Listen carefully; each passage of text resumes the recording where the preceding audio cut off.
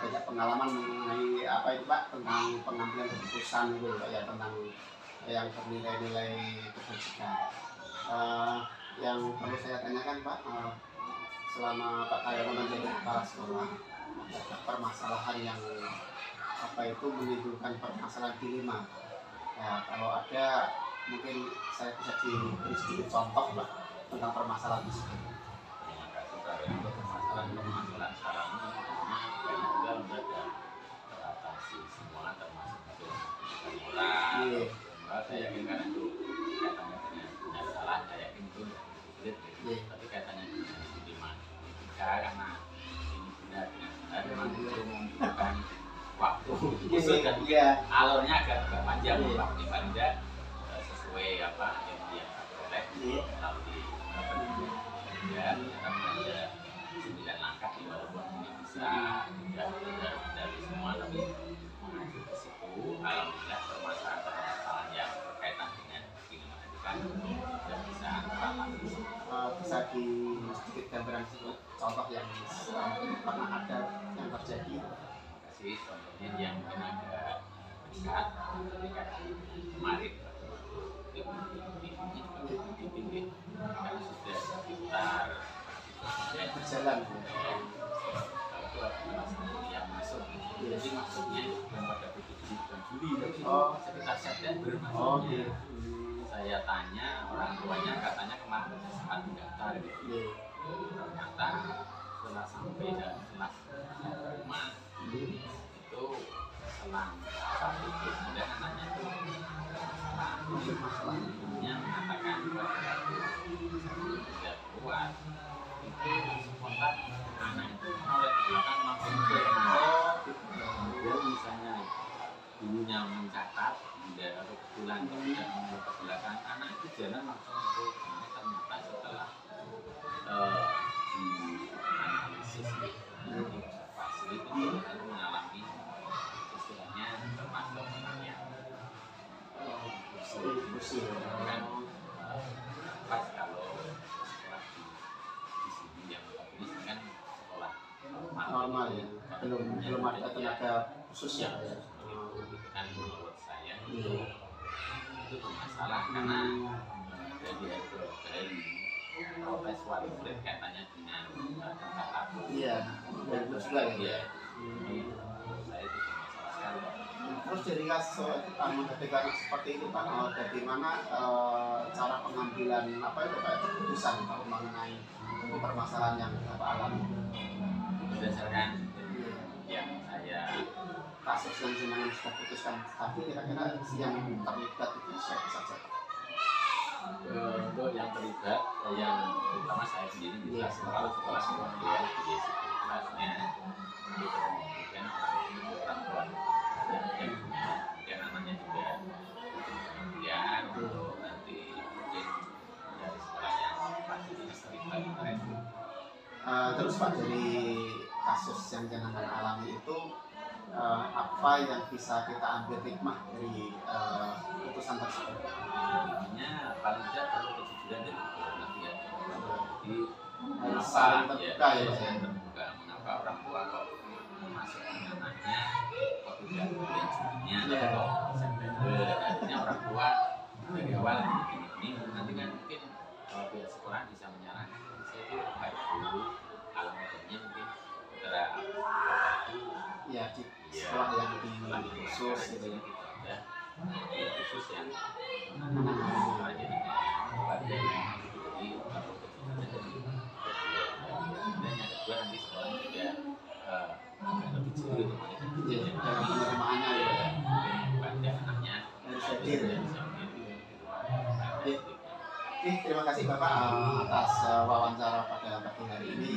Dengan harapan bisa berdepannya apabila saya menghadapi kasus semacam itu ada gambar-gambar dalam putusan. Terima kasih Pak Karyono. Bapak, terima kasih. Ini tujuan saya menghadap Ibu dalam rangka mewawancara Ibu sebagai kepala sekolah. Tentunya dalam Ibu mengambil keputusan itu ada dilema etika. Apalagi Ibu di sini mengajar membawa dua sekolahan, yaitu Bater 2 dan Bater Sari 4. Tentunya banyak kasus yang mungkin membuat keputusan itu mempunyai dilema. Selama itu menjadi kepala sekolah, adakah permasalahan yang menimbulkan keputusan yang dilema, Bu? Ini ya, selaku guru penggerak ini ya. Kalau yang namanya kepala sekolah itu mesti ada banyak kasus ya, apalagi kan kasus itu ada di keseharian dalam setiap event pengambilan keputusan ya. Kalau sebagai kepala sekolah dalam pengambilan keputusan ini, kalau saya itu ya sebelum saya mengambil keputusan itu tentunya biasanya saya punya ide apa, kemudian saya berikan atau saya tawarkan ke guru-guru gitu. Saya komunikasikan dengan guru-guru melalui rapat dewan guru. Nah ini apa contohnya? Bisa dicontohkan. Bisa dicontohkan. Kasusnya seperti apa gitu? Contohnya begini. Saya ini kan pengajar praktik di angkatan 5. Nah tentunya dalam kegiatan pembelajaran praktik tentunya harus saya implementasikan di sekolah ya, baik sekolah yang definitif maupun sekolah yang rangkapan. Nah tentunya saya pengennya semua guru saya itu mempunyai ilmu yang setidaknya ya hampir sama lah dengan CGP saya yang saya bina gitu ya, yang semua sekarang alhamdulillah sudah lulus jadi GP. Itu kan suatu penggenerasian yang teramat istimewa di program pemerintah ya. Untuk dilema contohnya, saya inginnya itu semua guru, baik guru yang junior, guru yang senior itu mereka bisa menerapkan IT. Apalagi IT yang dicanangkan di situ ada yang memakai @guruku. Nah itu ya, di @guruku itu kan ada IT yang namanya Canva. Nah di dalam Canva itu banyak sekali media ajar yang nantinya akan bisa tersampaikan kepada siswa kan seperti itu. Tetapi di sini saya sudah memberikan tawaran, artinya pengen mensosialisasikan, menerapkan, kemudian mengimplementasikan Canva itu ya sebagai alat media ajar untuk guru-guru semua lah, baik guru yang junior, guru yang senior. Ya, akan tetapi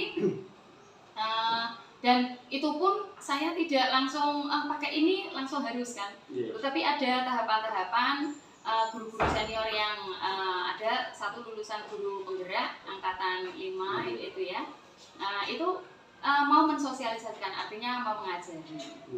Alhasil artinya kan itu tidak langsung saya berikan kemudian atau langsung saya ucapan harus ini, tapi saya tidak menindaklanjuti. Saya menindaklanjuti meminta guru saya untuk membantu, katakanlah yang guru penggerak itu angkatan 5 itu kan untuk membantu mengajari yang senior terutama ya, untuk yang guru yang senior itu untuk mengajari dalam tahapan tertentu supaya mereka juga dapat mengimplementasikan di kelas kepada siswanya agar pembelajaran itu menarik gitu ya. Akan tetapi alhasil mereka tidak 100%. Nah itu kan namanya dilema dalam saya ya, artinya mau ya inginnya itu dipakai semuanya, tetapi kok tidak bisa jalan. Jadi itu merupakan dilema yang bagi saya itu sangat. Pak Marno menjadi kepala sekolah, adakah permasalahan yang menimbulkan dilema etika? Kalau ada, seperti apa Pak gambarannya? Iya, baik, terima kasih. Selama saya menjadi kepala sekolah dari tahun 2016 hingga sekarang, awalnya sama menemui dilema disiplin, di mana tempat saya ditugaskan. Jadi ada yang untuk kedisiplinan itu sangat kurang. Jadi intinya kesimpulan itu jam masuk dan jam pulang itu tidak sesuai dengan jam untuk sebagai ASN. Dan itulah saya yang ini bagaimana saya harus mengatasi supaya dia bisa seperti teman-teman yang lain bisa sesuai dengan waktu jam pulang maupun jam masuknya. Terus melihat kasus seperti itu Pak, bagaimana Pak cara mengambil keputusan ini? Ya, kemarin menjadi berubah Mas saya. Iya. Terus dengan adanya kasus tadi, terus dengan mengadakan pemanggilan pada guru tersebut, dari kasus yang itu hikmah yang dapat diambil itu apa Pak? Hikmah dari ini adalah peran saya jadi kepala sekolah itu adalah memang kepala sekolah saya yang dituakan dan dituakan saya memimpin disebut sebuah lembaga pendidikan, maka saya harus memiliki komitmen yang harus dipatuhi, harus ditaati oleh semua warga sekolah yang ada yang dimana tempat saya tugaskan Tanpa terkecuali. Iya, tanpa terkecuali. Betul. Ya. Terima kasih Bapak atas wawancara hari ini. Harapan saya apabila besok saya nanti mendapati kasus semacam itu, saya ada gambaran-gambaran untuk solusinya. Ya, terima kasih Pak. Sama-sama. Selalu, Pak. Alhamdulillah. Terima kasih, Pak.